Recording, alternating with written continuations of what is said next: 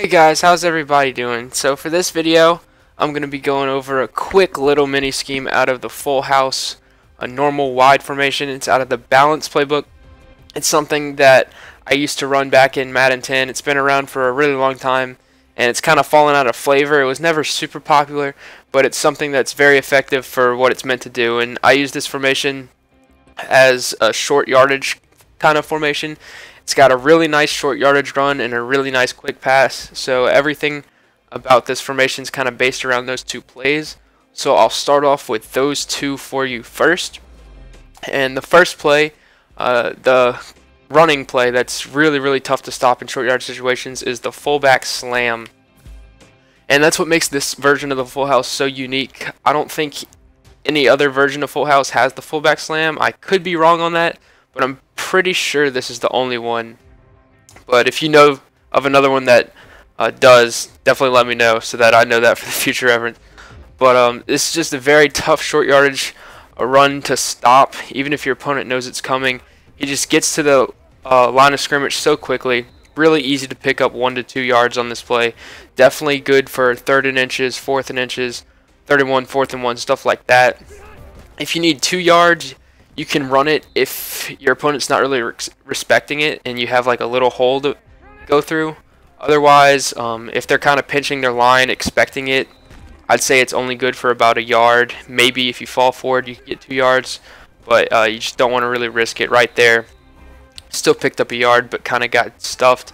And the great thing about this play right there, as the linebacker shot the gap, that's about the worst case scenario right there. Still able to pick up a ½ yard. Which will still get you the first down if it's 3rd and inches, 4th and inches, whatever it might be. But as I was saying, the great thing about this play is you can flip it to either side and your opponent won't even know. So if you see a better hole on the left than on the right, and you're more comfortable running it to the left, you can go ahead and flip it. Your opponent won't even know that you flipped the play, and next thing you know, you've got your tight end barreling down the line of scrimmage at them, and hopefully using his big frame to fall forward for an extra yard or 2. So really tough short yardage run play to stop. Definitely recommend throwing it in. If you're on the balance playbook, definitely add this to your scheme. If you're on a custom, definitely consider putting this in. It can pick you up some huge, crucial clutch late game 3rd and 4th and short situations. So that's the first play, the fullback slam. The second play that's really good out of this formation is the wide receiver double shake. And the reason I love this play is because of Antonio Gates' route. How he kind of quickly cuts up the field once he hits the line of scrimmage. You can throw that pretty much any time against any zone coverage.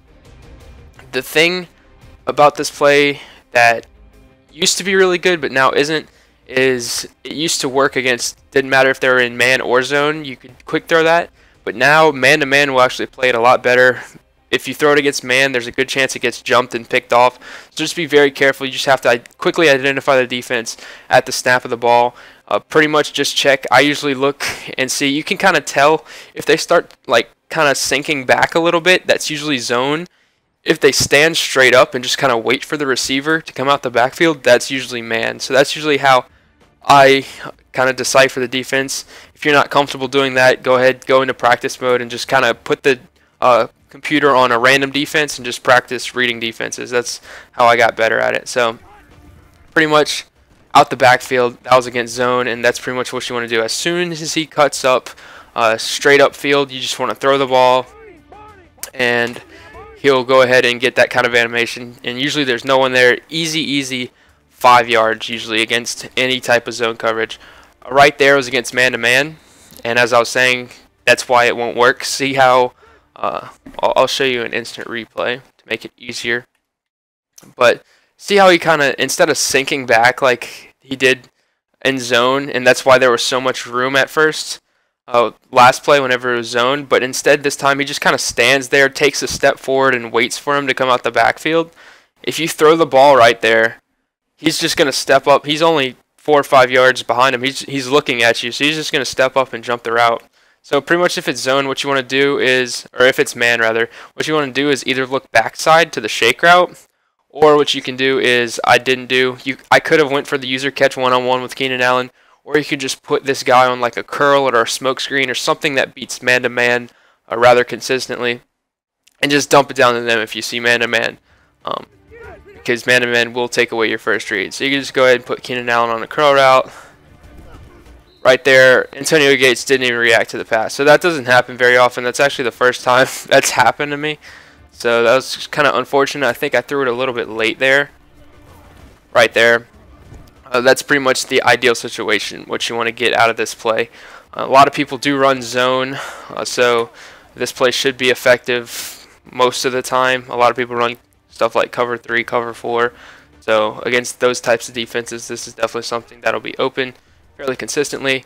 And right there against man-to-man, if you see it's man, put that outside guy in a curl route. If you do put him on a curl route, just remember, always pass lead curl routes down so that they have less of a chance of getting picked off.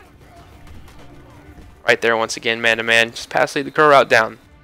So that's kind of that play, and also you can do the same thing with this play as the fullback slam. You can flip it to either side. I'm more comfortable running this to the left, but you can flip it to the other side, and it can be successful. Just right there, pick up 5 to 6 yards. Pretty simple, same thing. I would do the same thing as the other side. I'd put Malcolm Floyd on a curl route for man-to-man. And if it's man, just go ahead and pass lead the curl route down. Right there, it got tipped at the line of scrimmage. Not much you can do about that. So that's pretty much the 2 core plays out of the scheme.